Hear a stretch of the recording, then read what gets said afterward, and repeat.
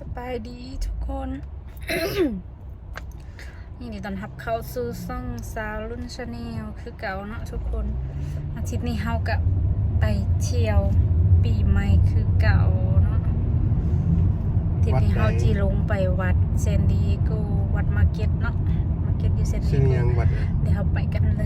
ยวัดชื่อก็จะเป็นบรรยากาศการเดินทางไปรถติดพี่น้องเอ๋ยเบิ่งอากาศหนาวปีใหม่ปีนี้นะรถติดข้างหลัง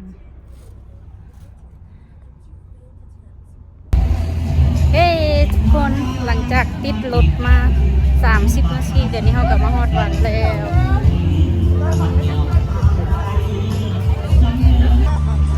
นี่ก็จะเป็นบรรยากาศภายในวัดคนกำลังเริ่มมาตอนนี้ก็12 โมงไปพี่พอไปใส่ละโอ้ยังอ้าวลืมเอาน้ำมาส่งน้ำผ้าเนาะซึ่งมันเกี่ยวกับพวกอุติมังฝั่งเลยนะครับนี่เฮจักหน่อยคุณเฮเนาะ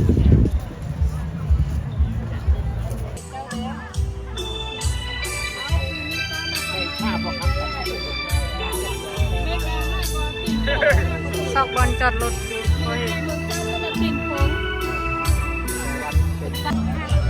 มาซอกของกินเนาะ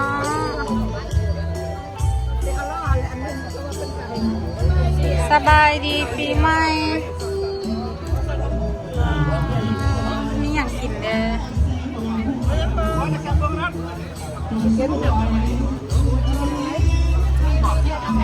มีอย่างเดี๋ยวซื้อเมียงไปกินนี่ก็จะเป็นทางห้ามขายเสื่อม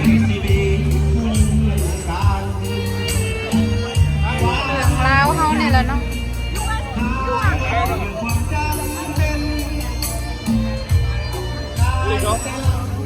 มาชักเนี่ยเกิดช่วยกันลูก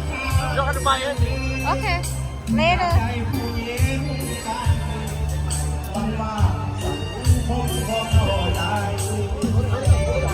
เป็นเปิดดนตรีละสักหน่อยก็ติดลิขสิทธิ์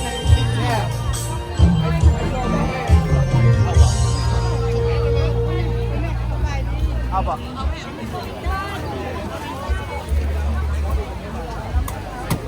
สบายดี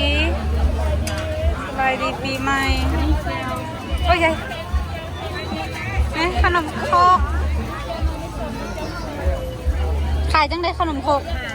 เขาขาบอ่ะเอา5 ดอนเดี๋ยวเอา5 ดอนซื้อขนมโคกกินกัน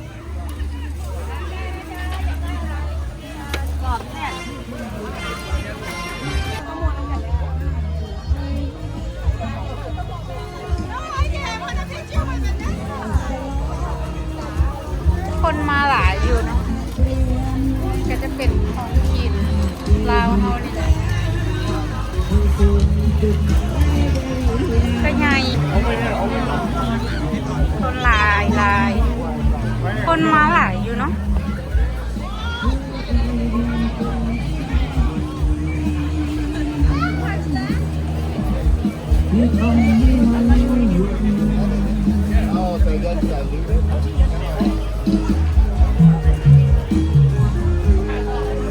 ลิบข้าว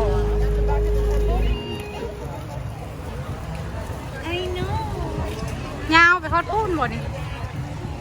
โอ้ลืมซื้อมานึงมาซื้อหมักม่วงไปกินอยากกินหมักม่วง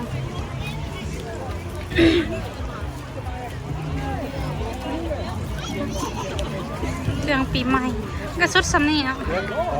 วัดกระสุด Hi How are you สบายดีเอ้าพอบ่มาป่ะโอ้พอไปการมื้อนี้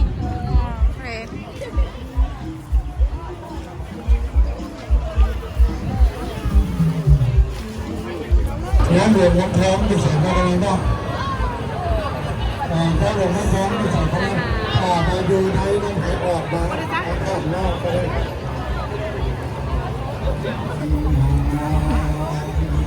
นี่เพิ่นก็กำลังกะเกียมสีเห็ดนางสังขารเนาะทุกคน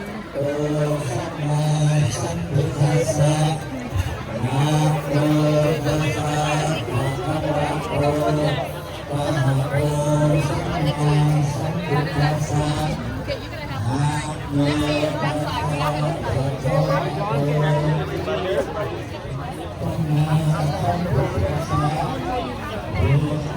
่นางสังขารเนาะ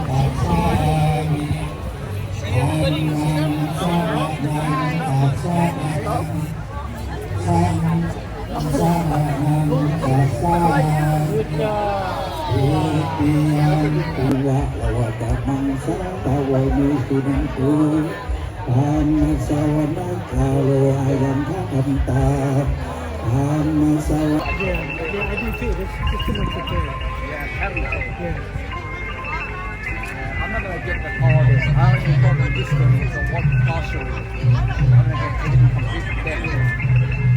I'm going to get a nice I travel a lot, so this is Oh yeah? Okay, that's good.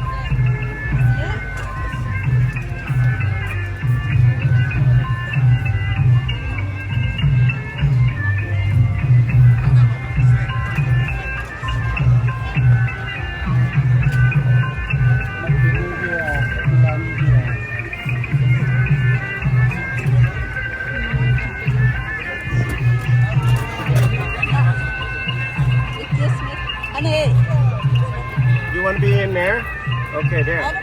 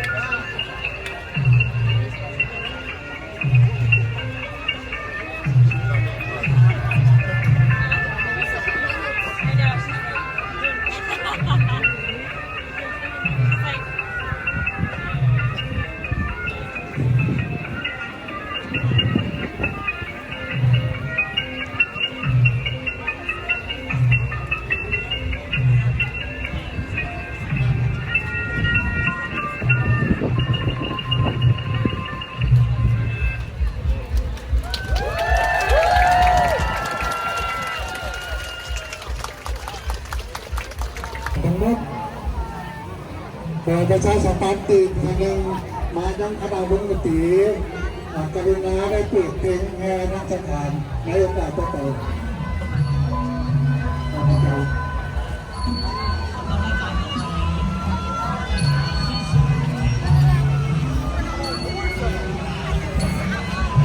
เรียกว่าเดี๋ยววันนี้นี่เป็นงานให้ถึงเรื่องหรือเรื่องแก้ปัญหาปัญหาปัญหาบ้านเมืองในประเทศไทยถึงในการเมืองนี้ก็เปลี่ยนน้ำมาเป็นเสียงงานใช้ได้กินอยู่ในที่ส่วนน้ำในตลาดก็จะถึงที่สามในการทำเรื่องต่างๆเพื่อทำให้สุดท้ายและทั้งสังขารและแม้ด้วยน้ำแก้วหรือน้ำกินนี้และน้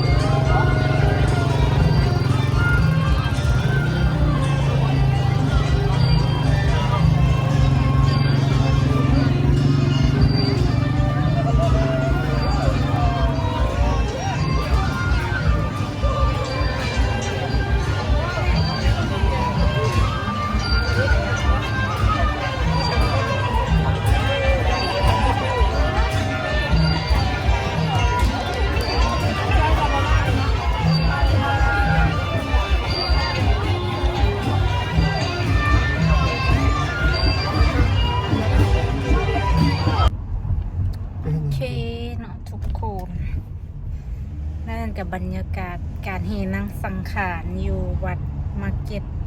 วัดลาวมาร์เก็ตอยู่เมืองเซนดิโกเนาะทุกคน